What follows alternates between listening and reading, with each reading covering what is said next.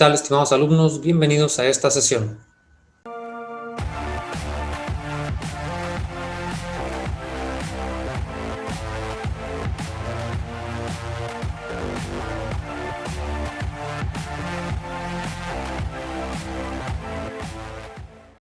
La evaluación de la calidad educativa. La evaluación como tal ha sido un concepto que ha ido cambiando de manera constante, ha ido evolucionando y se ha entendido el concepto de evaluación desde diferentes ópticas, así como el concepto de calidad, que inclusive hay más de 7 definiciones distintas en relación a lo que este concepto debe llevar y las características con las que debe cumplirse. El principal objetivo de la educación a principios de los 90 fue determinar la cobertura universal para todos y cada uno de los estudiantes a lo largo y ancho del territorio nacional, no solo a nivel de México, sino a nivel internacional. Es decir, que todos los alumnos en edad escolar tuvieran un aula, un maestro y los utensilios necesarios para poder llevar a cabo su trayecto educativo. Sin embargo, posterior a esta década, se empieza a preguntar, ok, pero ¿qué se está haciendo dentro de las aulas? ¿Qué aprenden los alumnos? Y aquí llevó a un concepto diferente, que es a lo que estamos actualmente estudiando y llevando a cabo. Es decir, ¿qué sistema de estandarización, qué sistema de evaluación vamos a llevar a cabo para poder conocer el desempeño académico de nuestros alumnos? ¿Qué será necesario hacer? ¿En dónde se realiza una evaluación parecida, similar, para yo también poder aplicarla como país?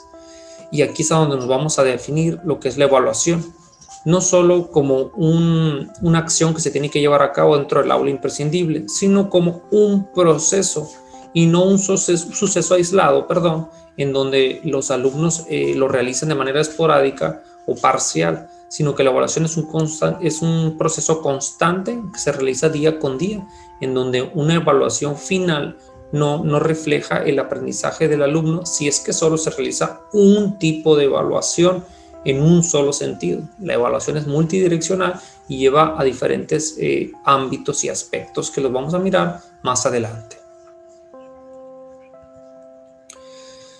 Para evaluar tiene que tomarse en cuenta lo siguiente. Según el autor Martín del Campo, 2017, dice que para evaluar debe existir un equilibrio entre lo que es universal y aquello que es propio, aquello que es local. Es decir, no podemos simplemente sistematizar la educación para que sea parejo en todos los países y decir que se está aprendiendo de una manera adecuada. El proceso de aprendizaje es muy complejo, es distinto, es diverso, entonces no podemos decir qué es lo que se tiene que aprender aquí o en Laos o en Camboya o en Japón. Ahora bien, la calidad educativa habla del logro de los aprendizajes cognitivos, no solo de esto, sino que también habla de aprendizajes integrales referentes a otras áreas, como lo vendría siendo la habilidad socioemocional, el que el alumno sepa y tenga la responsabilidad de una participación cívica y ética correcta, un conocimiento histórico de su país, que le ayude a tener una identidad propia entre la misma comunidad, algo que nos ha ido a salir adelante de tantos problemas que se tienen, como lo son en ciertos y cuáles países, que la educación les sirve para tener una vida social más tranquila, más activa y sobre todo con un gran apego e identidad hacia su nación. Ahora bien, la evaluación pretende dar esto, dar certeza de un logro equivalente al momento de que el estudiante pase por el sistema educativo. Esto vendría siendo lo que es la calidad educativa que debe brindar un gobierno. Dar certeza de un logro equivalente al momento de que el estudiante pase por el sistema educativo. Y esto no solo va a depender de un buen sistema educativo, sino también de una buena infraestructura y algo que es muy importante e imprescindible, el maestro. Ahora bien, la calidad educativa debe entenderse como una riqueza portátil y no un sistema solo normativo gubernamental de políticas públicas, que es un error que se ha cometido comúnmente. Se pretendió entender y comprender la calidad educativa solo como procesos y gestiones de administraciones públicas, centrando la educación solamente en cuestiones numéricas y estandarización y ranqueo, que también lo vamos a mirar más al rato en un momento. La calidad está ligada estrictamente a la equidad y pertinencia. No puede haber calidad educativa si no existe en el individuo y en su proceso y en su contexto equidad y pertinencia al lugar en donde viven. Es decir, un alumno no puede aprender, que el proceso educativo y de aprendizaje conlleva a que esa persona va a adentrarse en nuevos entramados cognitivos y de conciencia que le ayuden a ser una mejor persona y poder aplicar esos conocimientos en la vida diaria. Si un alumno sale evaluado muy alto, pero no comprende estos conceptos, es una evaluación que no está arrojando un mayor progreso para una sociedad determinada. Una buena evaluación debe tener los siguientes aspectos. Debe llegar lista para aprender y para enseñar. Es decir, las personas deben de comprender mejor, porque la evaluación sirve para que el alumno conozca en qué es en lo que está fallando y también en qué es lo que se debe enseñar y cómo se enseña por parte de los maestros y el sistema educativo. Ahora bien, para favorecer una educación democrática se requiere de la diversidad y del respeto a esta última, es decir, a través de la ciencia, la evolución y la religión, entre otros aspectos. No puede la educación quedarse aislada solamente a ciertos rubros. Tiene que ayudar a diversificar los procesos y los estilos de vida que tenemos cada uno. El papel del maestro es imprescindible para el logro de los aprendizajes de los alumnos. Es imprescindible, por eso el docente es una persona capacitada, consciente y tratar de brindar una educación lo más apegada a los conceptos actuales, es decir, ayudar a que el alumno sea una persona integral a través de diferentes procesos personales, mentales y cognitivos que le ayuden a poder solucionar sus problemas y ser una persona interdependiente. No una persona esclavizada de ciertos procesos o sistematizaciones en donde se le diga qué es lo que se tiene que hacer. Debe ser una persona que tenga luz propia y que pueda, por lo tanto, utilizarla en la sociedad. Ahora, sin embargo, este concepto de calidad se ha redefinido, como les comentábamos, en resultados hacia las personas y también en qué sistemas educativos son mejores que otros y a veces olvidando el contexto que lo representa, más bien en una visión gubernamental y tecnócrata. Hay diferentes organismos, pero el organismo más mediático es PISA, por sus siglas en inglés, que es un organismo evaluador y estandariza lo que vendría siendo los resultados de los países en lectura, en matemáticas y ciencia.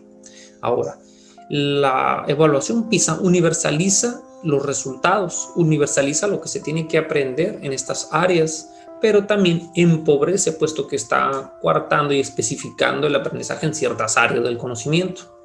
Esta prueba se empezó a aplicar en el año 2000, ya llevamos bastantes años con ella. En el caso específico, esta prueba tuvo un crecimiento y un impacto mediático fuerte, rápido, se estandarizó, se tomó en cuenta por diferentes gobiernos, se empezaron a generar políticas públicas en relación a los resultados que arrojaban. Si bien es necesario contextualizarlos, porque si no estos resultados quedan muy reduccionistas, es decir, rankea a los países y si un país sale en el lugar 23, da a entender que las políticas públicas aplicadas y el aprendizaje y la enseñanza de los maestros vendría siendo algo obsoleto. Ahora, si esto sirve para posicionar a los países y generar políticas públicas y aplicar el Producto Interno Bruto, es decir, el dinero que utiliza un gobierno o un país, quiere decir que hay mucho movimiento en relación a resultados. Y estos resultados, si no llegan a ser objetivos, pues tiende a generar gastos innecesarios y también inclusive hasta procesos educativos y hasta estilos de vida que quizás no sean los necesarios. Es decir, lo que puedan hacer en Finlandia no necesariamente puede influir mucho aquí en México, pero no necesariamente puede aplicarse porque tenemos otro contexto, otro tipo de sociedad. ¿Qué hace este país en materia educativa y no lo hace el nuestro? O sea, ¿qué hace un país y qué no lo hace el nuestro? Hay otros países en donde tienen otros niveles de diversidad, otros niveles de tolerancia, otros niveles de equidad y por lo tanto ciertas políticas públicas funcionan. Hay países en donde las escuelas ni siquiera tienen cercos, pero las personas saben que no tienen que atravesar el terreno. La realidad mexicana es distinta, se parece mucho a una educación primaria, que es el grueso de la población y la matrícula. Se parece muchísimo a veces a un centro de readaptación social, debido a que cada vez las bardas son más altas, los salones son más cerrados, son más enrejados y no son espacios abiertos que propicien el aprendizaje. entre otras cosas. Sin duda debemos de repensar lo que vendría siendo la evaluación dentro de los centros escolares y qué es lo que pretendemos llegar, puesto que estos resultados desde el año 2000 hacia sus últimos resultados tomados en el 2015 dan a entender que México no ha avanzado en estas áreas de lectura, matemáticas y ciencia. Y esto da a entender algo, es decir, ¿qué se está haciendo al interior? Que no podemos subir de nivel, pero también hay que pensar que hay que contextualizarlo y que México es multidiverso. Hay gente y autores educativos que lo separan en tres Méxicos: México del norte, el México del centro y el México que sufre la pobreza en el sur. Entonces, de los principales países que forman parte de la OCDE, que es la Organización para la Cooperación y el Desarrollo Económico, México ha durado 15 años hasta el 2015 en el último lugar de esos países miembros, porque también hay países no miembros. En el 2000 había 35 países miembros y 37 países no miembros, que sin embargo hicieron la prueba. Entonces, el crecimiento mediático de este organismo también ha llevado el concepto de calidad educativa a políticas públicas gubernamentales. Entonces, se ha tenido ese arribo muy fuerte dentro de lo que debe de hacer un gobierno o no, y tiene que replantearse en el sentido de una cuestión más cognitiva y pedagógica, es decir, qué es lo que puede hacer México desde un concepto universal, tomando nuestras cuestiones locales para no perder nuestras raíces y que la educación sea descontextualizada. Sin embargo, la prueba PISA dice sobre la situación educativa de México ha hecho que los medios de comunicación aquí en nuestro país retomen estas afirmaciones para brindar una visión catastrófica y reduccionista. Por otro lado, la responsabilidad en los resultados de las pruebas PISA han dado a entender que el maestro, al menos en los sexenios pasados, fue así, de que lo que aplicábamos los maestros era inadecuado y no se estaba teniendo los resultados que se debería de tener, puesto que el maestro no era el adecuado. Y la evaluación giró en torno al maestro y se persiguió durante buen tiempo qué es lo que hacía el maestro, inclusive se separó del cargo.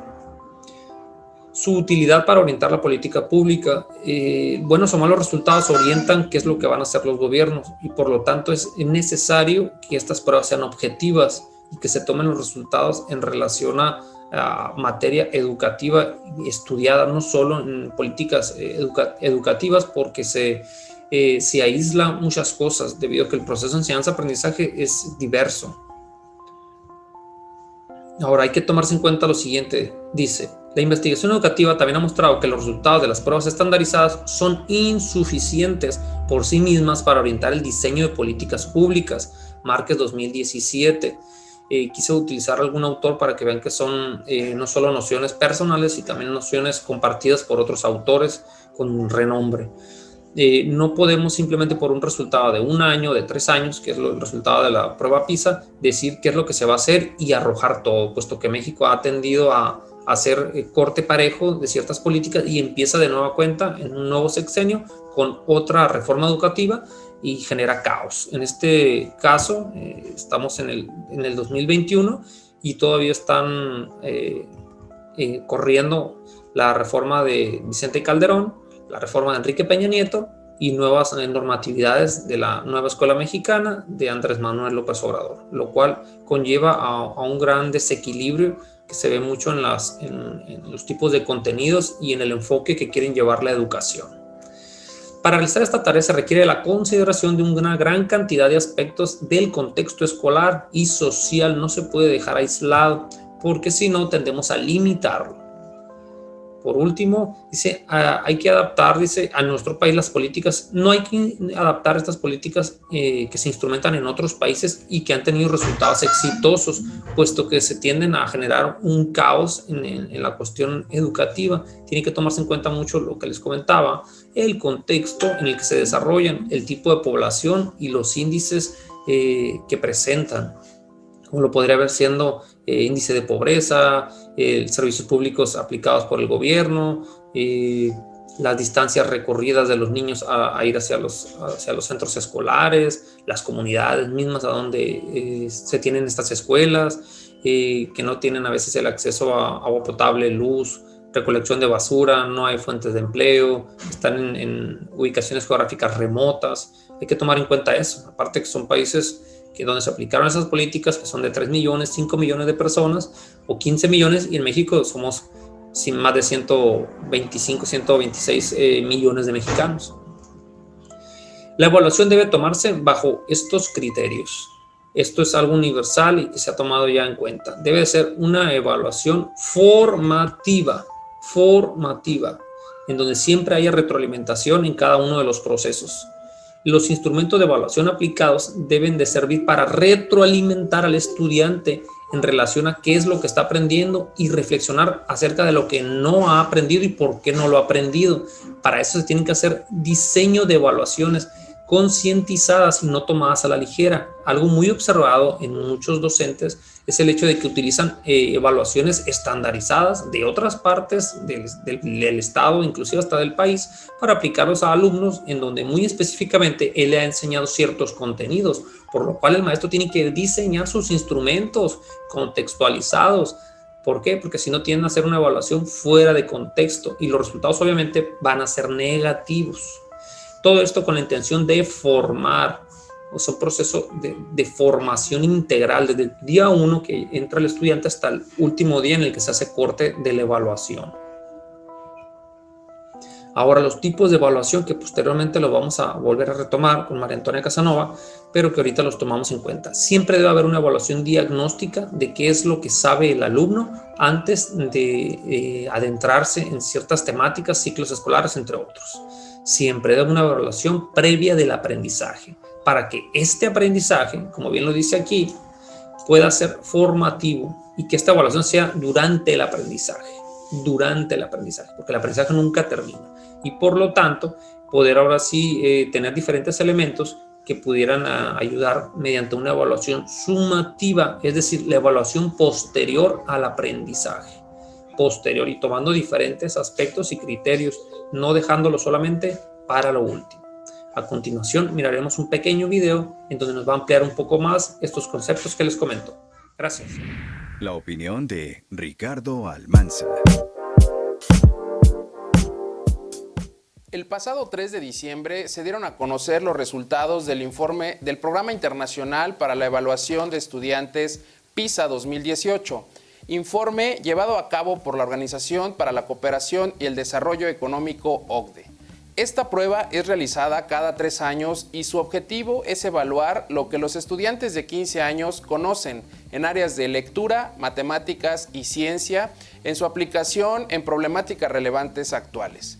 Este año la prueba se enfocó en el análisis de desempeño en el área de lectura, en el que una vez más los países asiáticos de China, Singapur y Macao fueron los que se llevaron los primeros lugares, con más del 85% de los estudiantes de estos países que lograron obtener un nivel 2 o superior en lectura. Por otro lado, países como Estonia, Finlandia, Canadá, Irlanda y Polonia también lograron ingresar al top 10 de puntaje. En contraste, todos los países latinoamericanos participantes obtuvieron una puntuación menor al promedio en las 3 áreas calificadas. Mientras que en México, de los 7,299 jóvenes que participaron en la evaluación, que representaron al casi 1,5 millones de jóvenes de 15 años en el país, sus resultados dieron a conocer que los estudiantes tienen dificultades en aspectos básicos de la lectura. Además, solo el 1% obtuvo un desempeño sobresaliente en los niveles de competencia más altos en lectura, matemáticas y ciencia, encontrándonos por debajo de Chile, Uruguay y Costa Rica. El estudio menciona que el desempeño promedio de México no fue distinto al observado en otras áreas, reflejándose un nulo avance. Tras lo anterior y más allá de los factores socioeconómicos interrelacionados y de las diversas opiniones acerca de la asertividad de este tipo de pruebas por la falta de medición de otras áreas de conocimiento, los resultados arrojan la urgente necesidad en nuestro país de modificar nuestras políticas educativas hacia un mayor enfoque pedagógico docente, preponderando la calidad de la enseñanza-aprendizaje con modelos educativos de vanguardia y con la utilización de nuevas tecnologías, garantizando garantizando el acceso y cobertura educativa digna a lo largo y ancho del país. Puntos que desgraciadamente se desdibujan y parecen ser más de forma que de fondo en la nueva reforma educativa y sus 3 leyes secundarias de la actual administración, ya que si se quiere una verdadera transformación de fondo, será prioritario atender el eje rector del desarrollo y progreso de un país, que es la educación.